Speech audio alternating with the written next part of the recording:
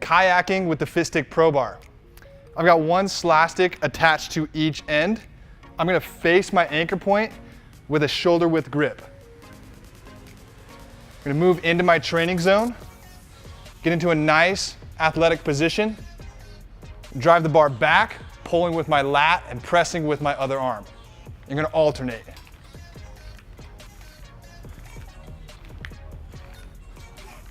To progress this movement, you can go faster,